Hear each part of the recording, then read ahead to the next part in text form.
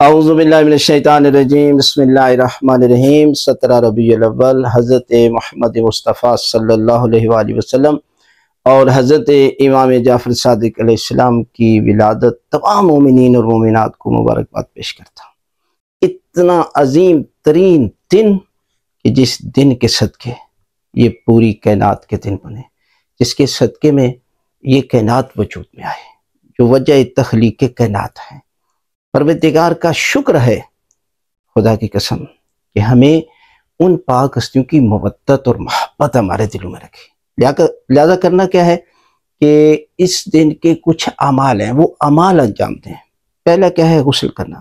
جس طرح پروردگار نے اللہ کے رسول کو آپ کے لیے تزکیہ کے طور پر وہ آپ کا باطنی طہارت کرتے ہیں، اسی طرح ظاہری طہارت کے لیے غسل ہے۔ سورج نکلنے کے بعد آپ جو ہے وہ غسل کر لیں جیسے غسل کیا جاتا ہے۔ دوسرا میں روزہ، اس رات یعنی روزے کی بڑی فضیلت ہے۔ جو یہ شب آ رہی ہے، اس شب رکھیں گے تو اگلا دن ہوگا 60 سال کے برابر اجر و ثواب ملتا ہے اگر کوئی بندہ اس دن روزہ رکھتا ہے۔ تیسرا عمل یہ ہے کہ حضرت محمد مصطفیٰ صلی اللہ علیہ وسلم کی زیارت پڑھے، وہ زیارت پڑھ لے کہ جو آپ نماز کے بعد اللہ کے رسول کی زیارت پڑھے۔ چوتھا عمل ہے حضرت امیر المومنین کی زیارت پڑھے، اور پانچواں عمل ہے کہ اس دن 2 رکعت نماز پڑھے قربتاً اللہ۔ پہلی رکعت میں سورہ الحمد کے بعد سورہ قدر 10 مرتبہ، دوسری رکعت میں سورہ الحمد کے بعد 10 مرتبہ سورہ توحید کی تلاوت کریں۔